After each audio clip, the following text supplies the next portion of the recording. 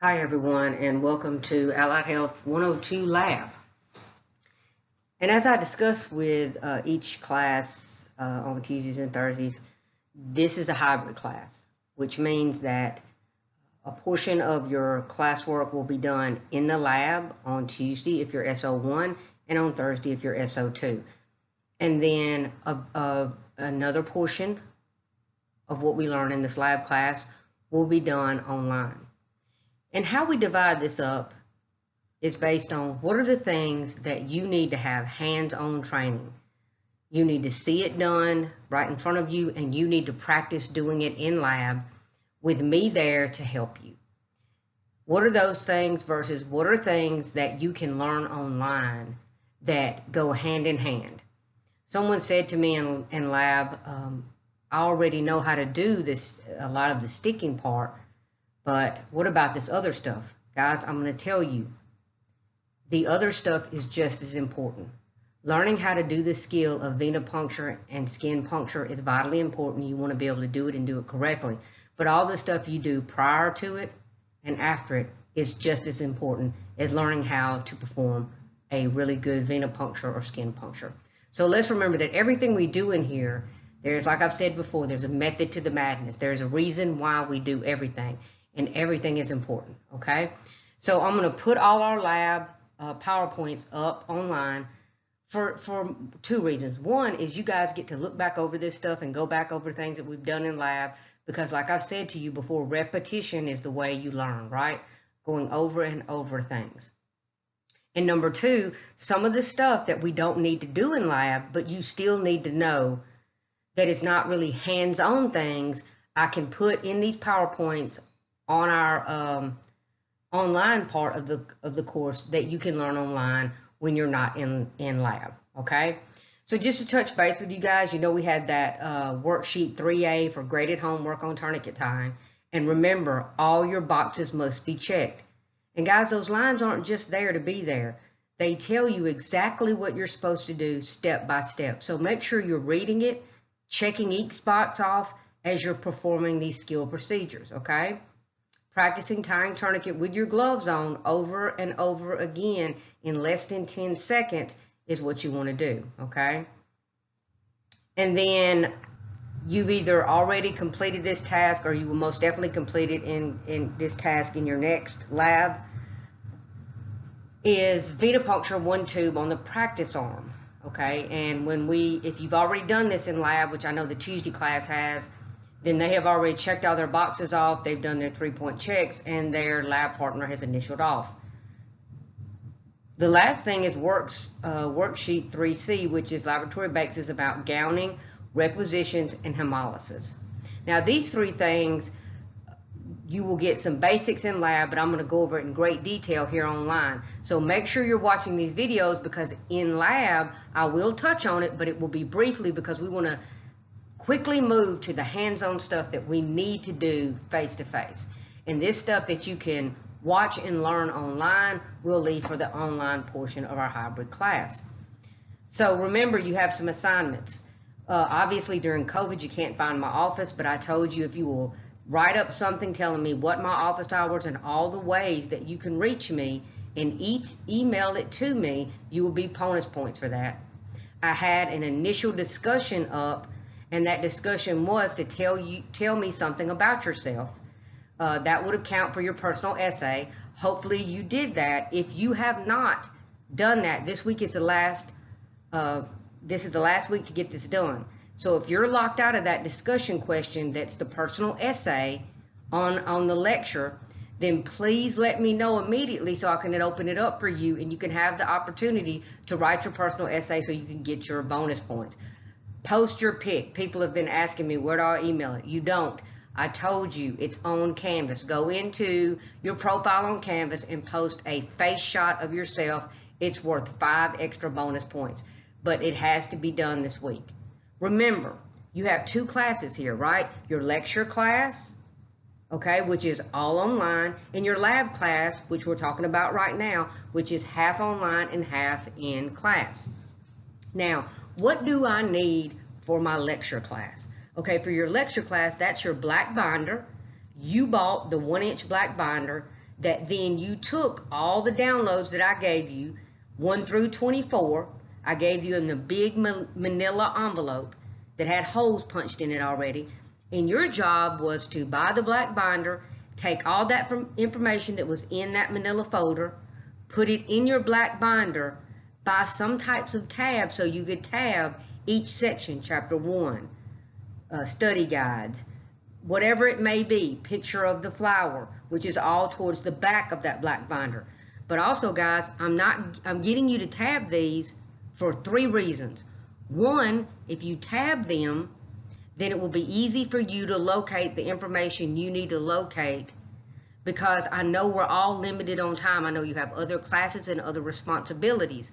So the more time you waste digging through papers trying to find what you need, the less efficient you are, which means everything takes you longer, okay? And we've got too much to learn in a short period of time for that. So we want to be organized so we can quickly get to what we want. That's the first reason.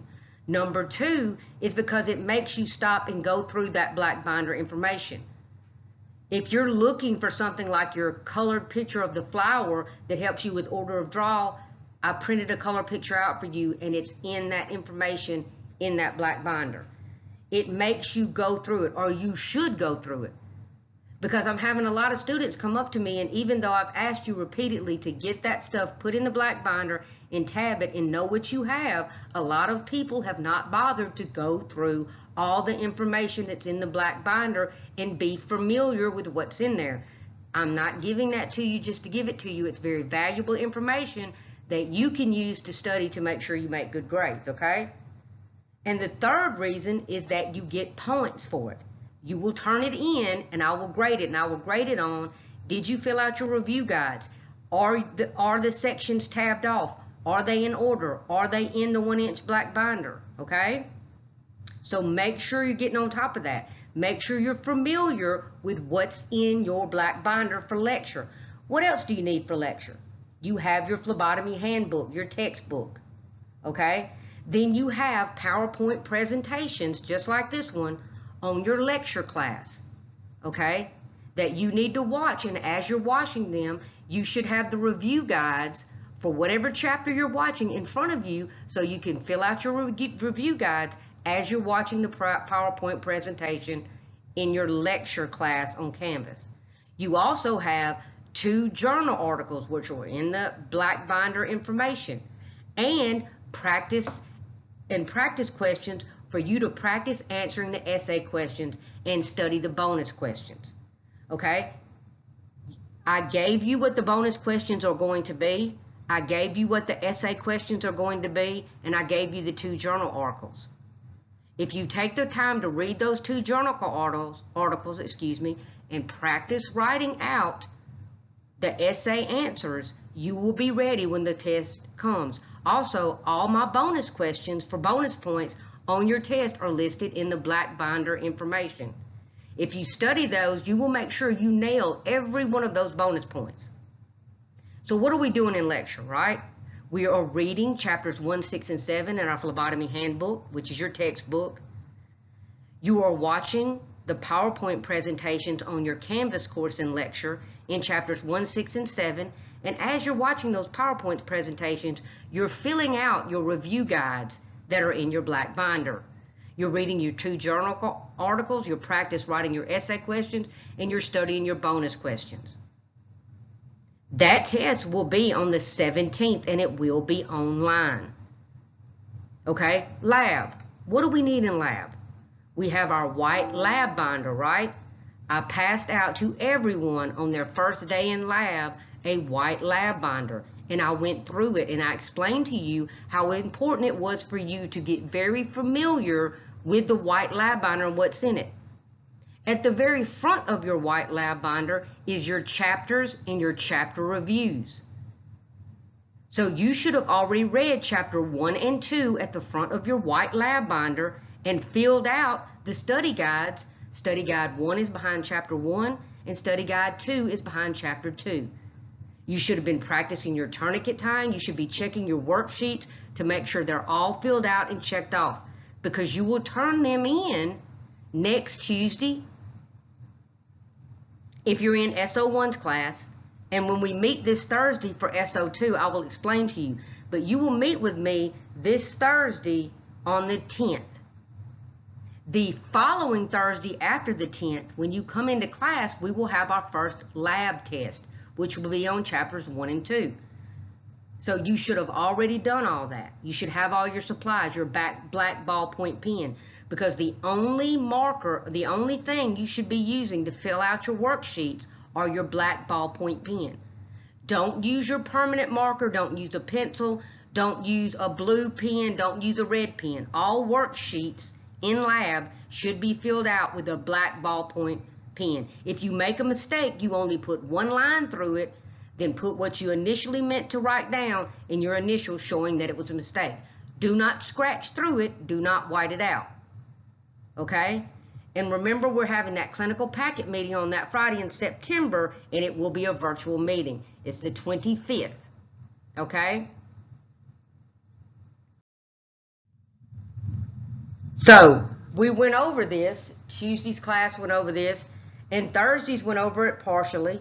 Okay, but there are some things due to the hurricane that you guys missed, but they're really, really good things that you do not have to do in lab. These are things that you can do at your computer in the hybrid portion of this class.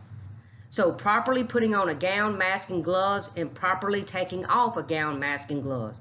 I have sent everyone in Allied Health 102 a link to a YouTube video that shows you step by step the process of donning and doffing the gown, the mask, and the gloves. Please make sure that you watch that video, then go on to this worksheet C3C and check in your boxes. Check an X by one box and a check mark on number 2 box, showing that you watch that video and you understand how to don and doff your gown, mask, and gloves. Then we talked about identifying a manual requisition form. I handed copies of that out, old computer forms. And then there was a new computer form in your worksheets that you could see. So check off that you've seen all these. Check off that we talked about logging in a patient correctly in the master laboratory log. Now, you may have a master laboratory log that is inside a computer that updates automatically, or you may have one that is manually written in the lab. But make sure you have checked off that we have went over all of these things in your worksheet, because when you turn them in, points will be counted off of if you have not checked the boxes. This is the copy. I sent you each individually a copy of this link to the YouTube channel for donning and doffing PPE. Please make sure you check it, you watch it, and then check your boxes in your worksheet. Okay, so we've went over this on lab, and I'm going to go over it here online because this is something that we don't have to do in lab.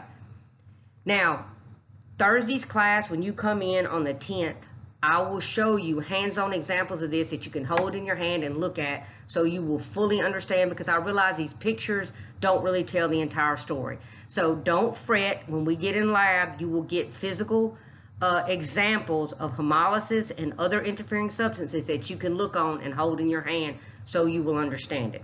But these pictures do a really good job, so let's go through this, and I want you to mark these off on your worksheet 2C.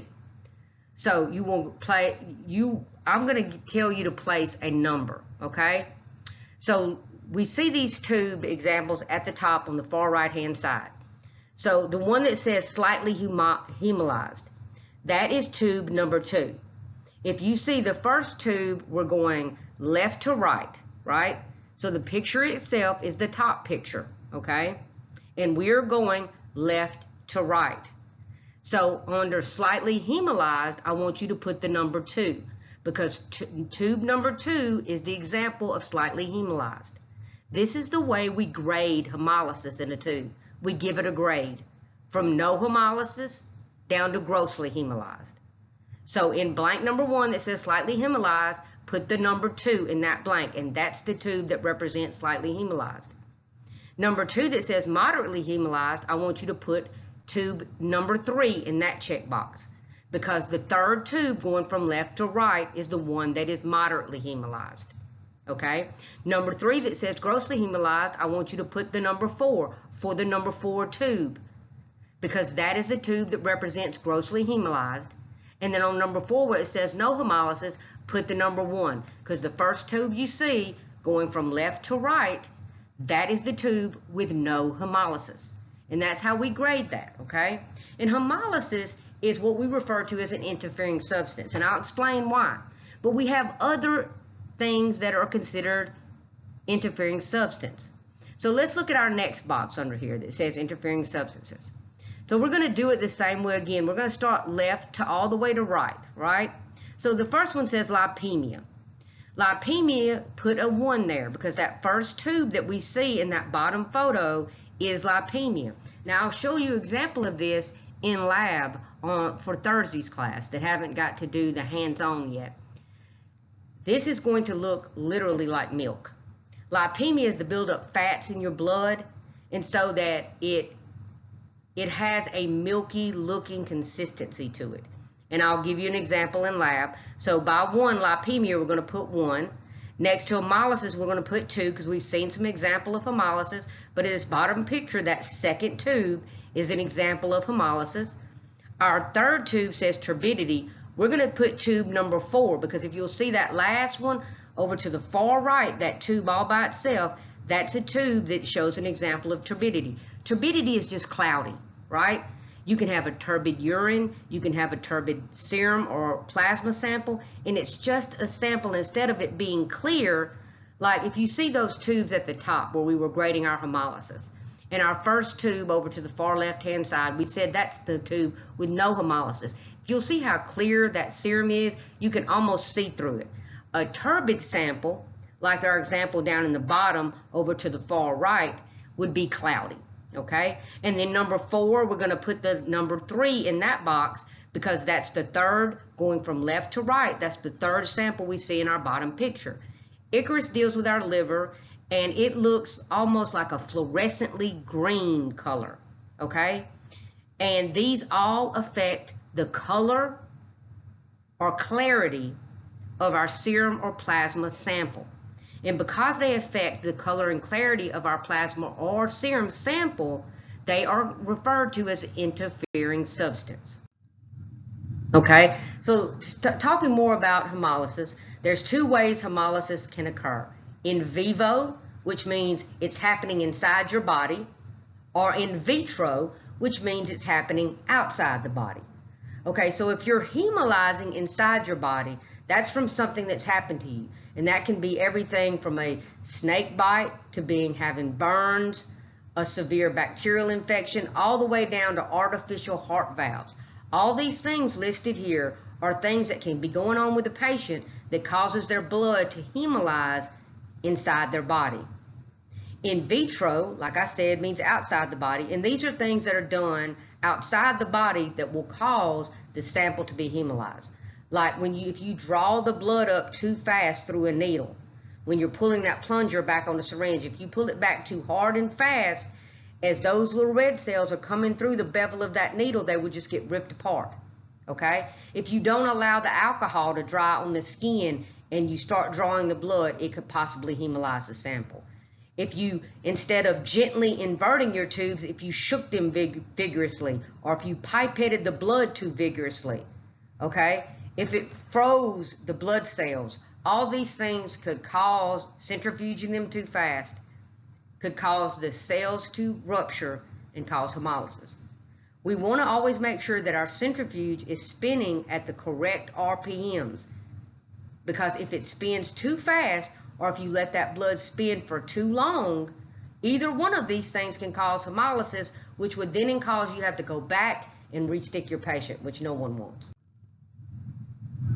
So why are these things interfering substance? I told you they affect the clarity of your sample.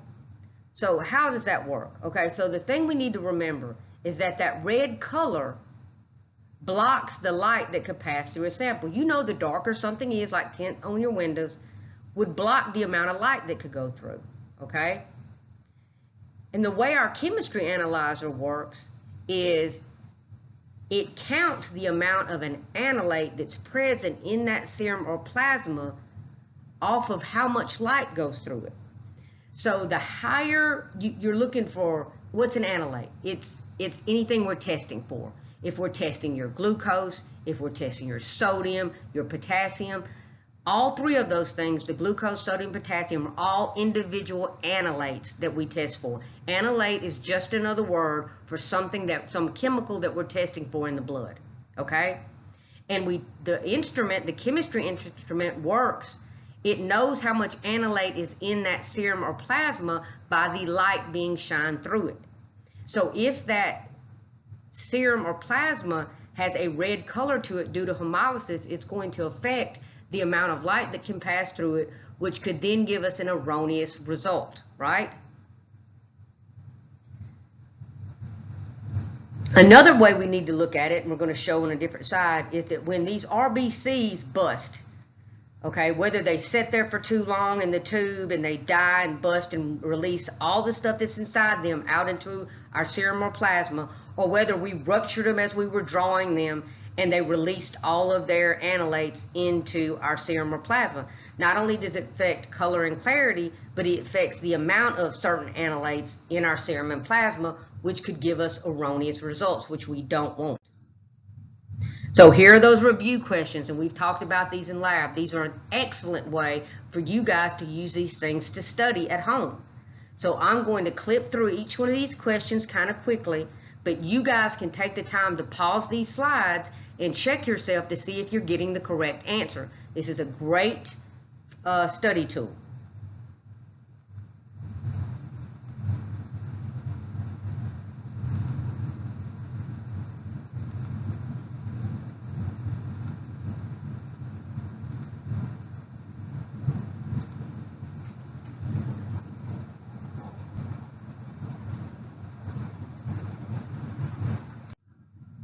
Okay, so still talking about hemolysis, right? Because it's really important. You know, these are one of those special handling things.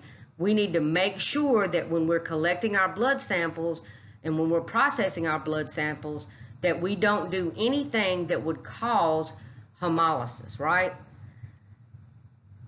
We always want to make sure we get those lab specimens down to the lab as soon as humanly possible after they've been collected, right? Because the longer they sit on those cells, we can have some changes to the values that are really going on inside the body. And what we want is we want our lab results to reflect exactly what's going on in that patient's body, not something that happened artificially because of something we did or something we didn't do. Something we didn't do would be that we didn't get the tube down to the lab in a timely fashion, or we let it sit around on the counter for too long before we tested it. What's ending up happening is you're running the risk that you're reporting out results that are not truly reflecting what is going on inside that patient's body, okay? Now, two tests that are most effective are potassium and glucose, okay? Because when each of those red blood cells ruptures, okay, it increases the potassium level that's in the serum.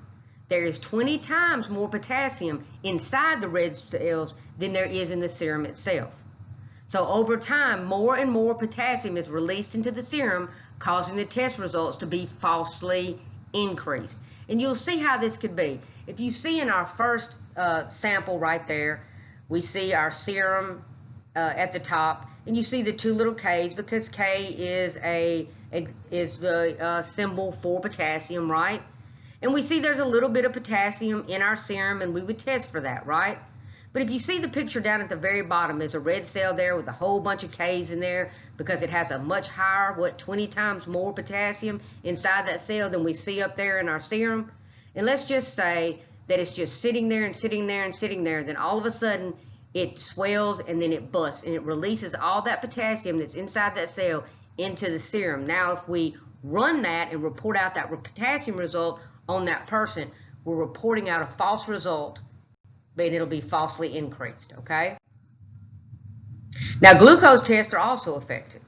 And we need to realize that glucose levels decrease over a rate of about 7% every hour. So our glucose level will start to decrease by 7% every hour, okay? We see in our first picture here, there's a lot of G's in there, right, glucose.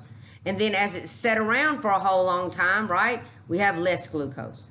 This occurs because the RBCs, those cells down there, they're still in contact with that serum, right? And they start absorbing the glucose from the plasma or serum and break it down and use it for fuel.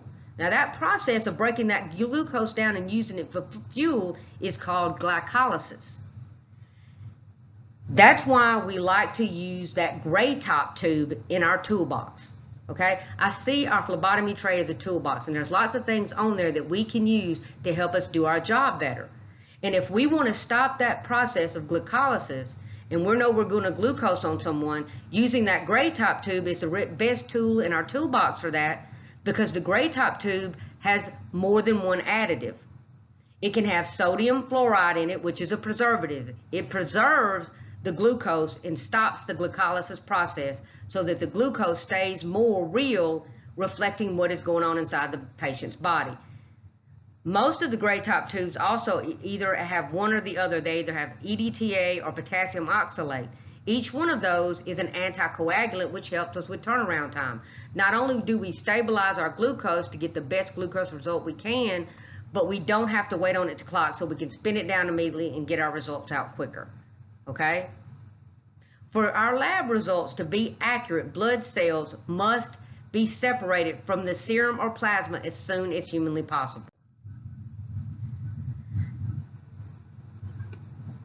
So some of the best way to preserve the potassium and glucose levels is to separate that serum from the cells. You either need to pipette it off like we see the girl doing in the top right hand picture, or we need to use what we refer to as an SST tube, right? A serum separator tube. And we see an example of that down there in the bottom, where we see where we have spun this tube down. Now it clotted, we spun it down, and now it's three separate things: the serum, the gel, and the red cells. So now we keep the red cells from, if they do bust, they don't release their potassium up into the serum because it can't get past the gel, and they can't start using that glucose and breaking it down because they can't get to it because of the gel, okay? And we want to preserve those levels to be as close to what's really going on inside that patient's body, right? Remember, and this will be on a test, specimens must be transported to the lab within 45 minutes and separated within 2 hours for almost most circumstances, okay? Down to the lab within 45 minutes and separated within 2 hours. So here's another good review. So you guys pause this and use it to study, okay?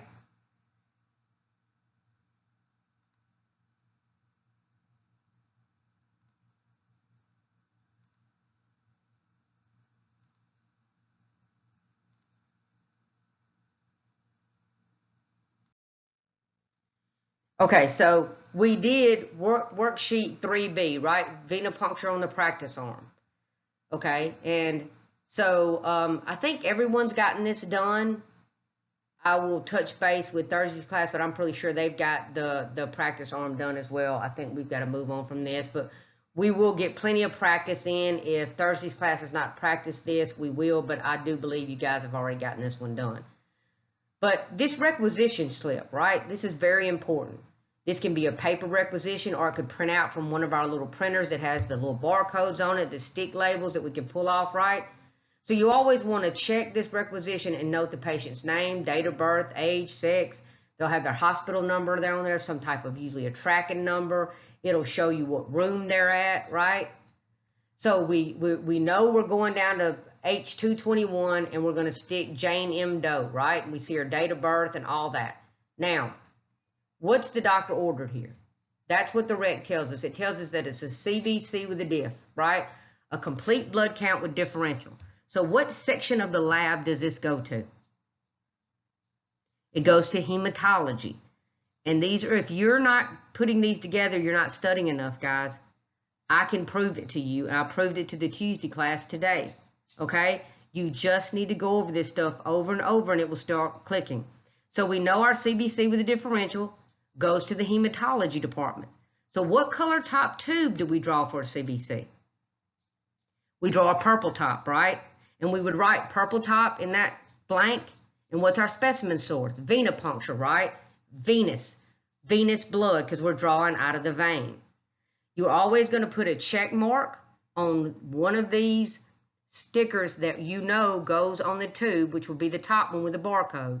So it should have a check mark in it when you turn this in for a grade, and it should have an X mark on the sticker that is peeled off and put on our patient log.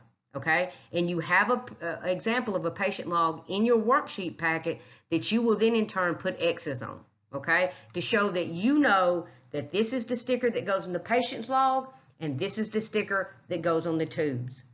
Points will be counted off if you don't have your check mark and your X mark, if your tube's not filled out and your specimen source is not filled out.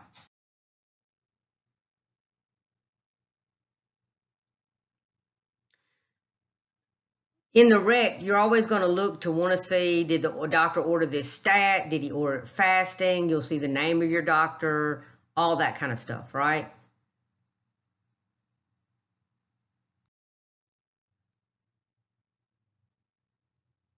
A lot of times these new recs that are put out, they will tell you the section of the lab they go to, the tube color, and the specimen source, okay? But on yours, make sure you fill that out, right? We're doing a CBC with a diff, which is a complete blood count.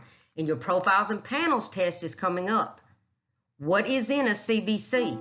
You guys need to start practicing that profiles and panels quiz. What is in a CBC? Okay, we know it goes in a purple top.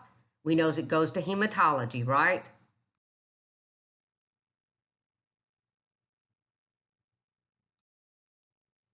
Okay, so we talked about that when you go to Willis-Knighton now, if you go up on the floor, they have a patient identification system called MOBI. Okay, so you scan your ID badge to get your identification. And then it lets, the rec is on the little handheld device. If you see that middle picture, they're holding that little handheld device. The rec is an electronic rec that shows up on that device. So you go into the patient's room and you can barcode scan their bracelet. It will match up to that internal rec so that you know the rec you're looking at matches the bracelet that's on the patient's arm. Then you can scan your ID, and now the system will know that you're the phlebotomist that's drawing the blood. It'll know you're drawing it that day and what time.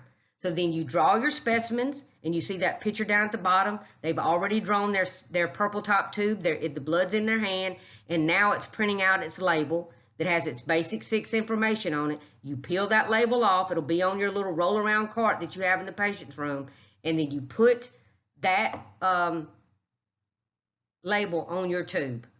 And then you don't have to write the date. You don't have to write the time. You don't have to write your initials. You don't have to write anything, okay? Because the rec was inside the little mobile device. You used a barcode off of their band to identify the patient. And if it didn't match up to the rec you had, it would have told you. Then you scan your ID bracelet, your ID badge. It'll know it's you drawing the blood, and then it'll print you out a label. At that date and time, you put it on your tube.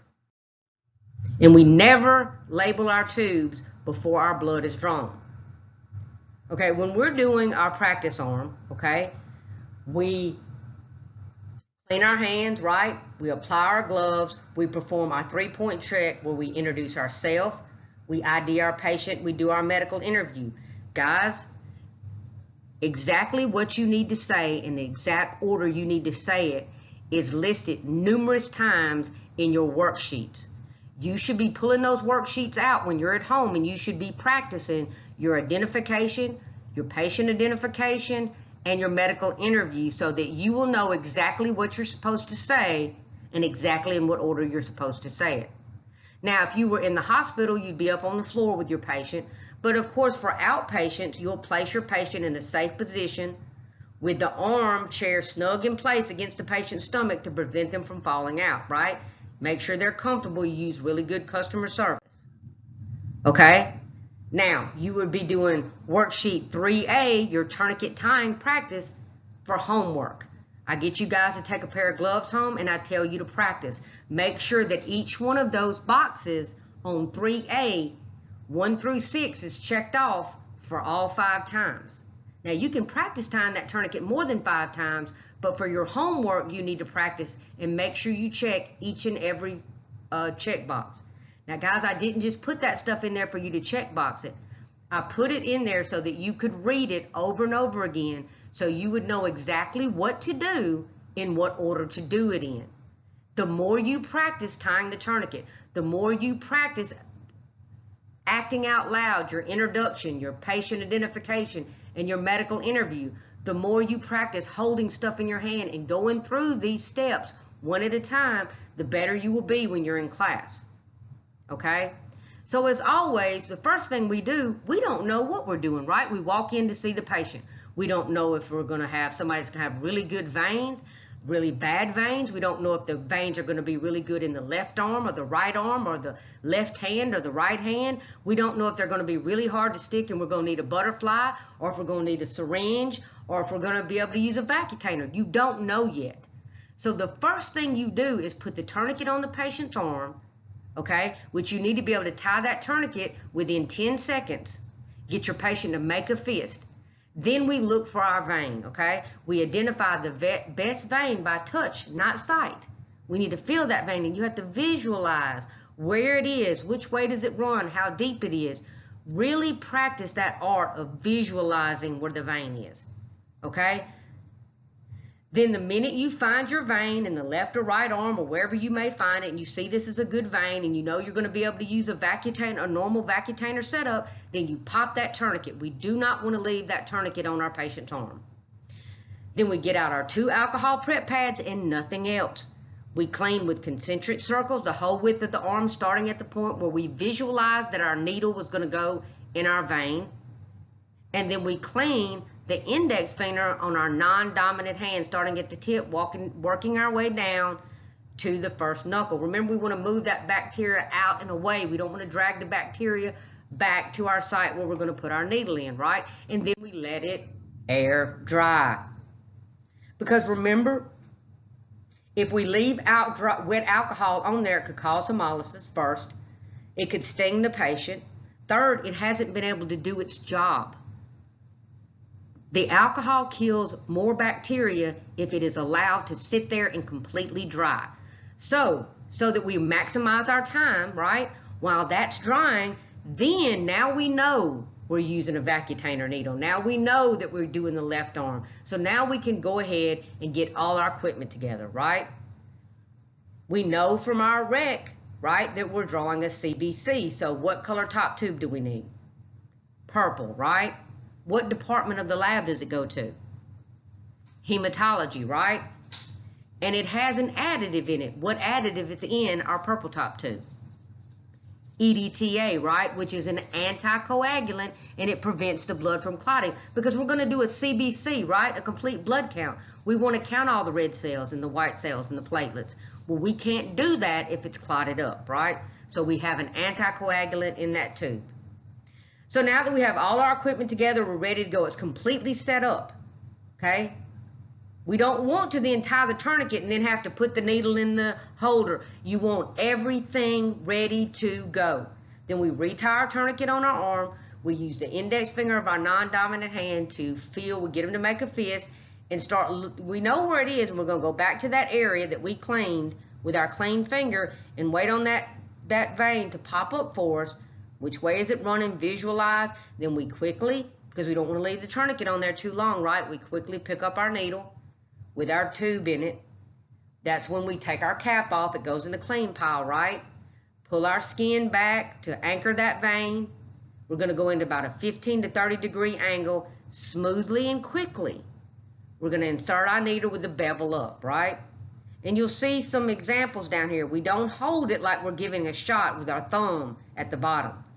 Okay? We hold it with that thumb on top and the rest of our fingers under the bottom with our pinky holding that tube in there, because that gives us all those fingers underneath that holder so that we can kind of anchor and cement our hand on our patient's arm so that while we're in the vein, our hand doesn't move around a lot, right? Here's an example of that 15 degrees. There's an example right there where the red arrow is of the bevel of our needle, which is always up facing us, right? We do not switch hands. We leave that anchored, cemented to that hand, to that arm, right? With your right hand if you're right-handed, or with your left hand if you're left-handed. Then you take Your thumb is on the bottom of the tube, and then you take your index finger and the finger right next to it, or at least one of those fingers, to push against the flanges on the side of your holder as your thumb pushes the tube in. Then if your bevel is up and it's inside the vein, the blood will start to flow into your tube because you've now released that pressure, right? You always want to keep an eye on your needle, okay? Not too far in or out, okay? Needles must be in the center of the vein to get the blood. Not too deep and not too shallow, right? And we see that example right there of the needle at a 15 to 30 degree angle in that drawing there inside the vein with the bevel up. And now as that blood is flowing through that vein, it will hit that bevel and flow into our tube, right?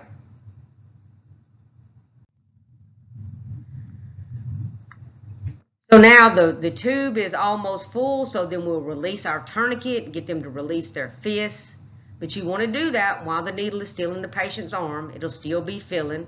Then you pick up your gauze, hover over the top of your needle. Remember, we do not press down with the gauze on our patient's arm with the needle still in there. But these things will all be happening at the same time. If you're right-handed, the gauze will be hovering over the needle in the left hand. You will slowly but smoothly and quickly remove the needle out of the arm, and as the needle is out, cleared the arm, you will press down with your left hand and hold pressure with the gauze as your right hand moves up and away from you and the patient as your thumb moves up and applies your safety device immediately. Then you will move the needle and the holder up at the top of your hand, reach up to the sharps container and dispose of both the needle and the holder into the sharps container as you're still holding pressure. Then you will take your tube and invert it 8 to 10 times for that purple top, right? Then you will take your tube and you will label it with the basic 6, okay? Then set it somewhere safely in your rack. Then you will look under your gauze to make sure it stopped bleeding. Then that gauze goes in your dirty pile. Then you take your other gauze, fold it in 4 for a pressure bandage, put it on the spot where you stuck the patient, put your Coban around it, and then you get your patient to check if their patient's name is right, and if it's spelled correctly and that the date of birth is right? And then when you're dealing with real patients, as you will start to stick each other, you will get your lab, whoever you're sticking, to look at it, make sure it's labeled properly, and then they will put their initials on there to verify that they checked it. Then you will say to them, don't lift anything heavy with this arm for about an hour. Make sure that you leave this on here for about 15 minutes so it don't bruise. If it stopped bleeding after that, you can take it off. Thank you and have a great day. So that would be what we did when we practiced our one tube on the practice arm. Then we would always think before we toss, right? We dispose of our waste properly.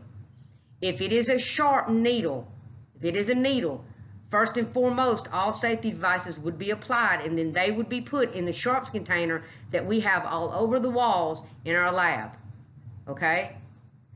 We would make sure that if it was anything that was not sharp and it had any type of blood or body fluids on it, it would go in the red biohazard trash cans all over our lab with the biohazard symbol on the front. If it is regular trash, like a wrapper off of a Band-Aid or a cap off of a needle that has no blood and body fluids on it, it would go in the regular trash. We would put all our supplies away, make sure we check our tray and that it has been restocked. With our gloves and lab coat on, we would clean our work area with our 10% bleach. Then we remove our lab coat, place it in our plastic bag to contain the germs, remove our gloves the proper way, throw our gloves away if they've been removed properly in the regular trash, sanitize our hand, and leave. Okay?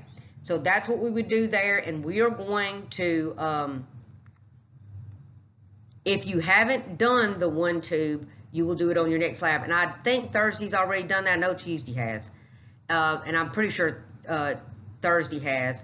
And if they hasn't, we will move quickly through that when we get in there and be able to get that hands-on experience. So guys, make sure you watch these videos, because it will, for a lot of you, it will help you go back through things, but there are some things that we will not go over in lab to save us time, so we'll have all the time we need for hands-on, and the rest of the stuff that you can just learn online will be on here. So make sure you review these videos, use those review sections as a good way to study, and look for your next video. Have a great day.